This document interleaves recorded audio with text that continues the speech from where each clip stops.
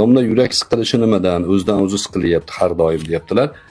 O'sha tasavvufda dog'it va bast degan tushunchalar bor. Dog'it o'zidan o'zi yurakni siqilishi. Buni Alloh taolo tomonidan tashlanayotgan ilqo deyiladi. Ilqo degani bir narsani Alloh taolo imtihon qilib tashlaydi. Xuddiki qarmoq tashlaganni singari. Yuragingiz siqilgan paytida demak Alloh taolo sizni imtihon qilyapti. O'shanda Allohni zikr qilsangiz, halol ishlarga, xayriyalarga, savob ishlarga agar yo'nalsangiz, bu imtihondan sizga katta ajrlar beriladi. Keyin bast degan holat ham keladi. O'zidan o'zi xursand bo'laverasiz. O'zidan o'zi yuragingiz kengayib olgan nafasingiz maza qilib, hamma narsa ko'zingizga chiroyli ko'rinish boshlaydi.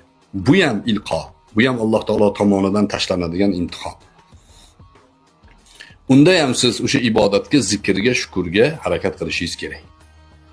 Alloh taolo bandasini o'zini eslashini xohlaganida unga dog'it va bast holatlarini tashab turadi.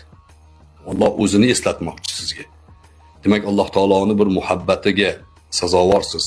Alloh taolo sizni yaxshi ko'radiki, qalbingizni siqyapti, qalbingizga bir dard, g'am tashlayapti. Unda tushkunlikka tushmang. Zikrga ko'proq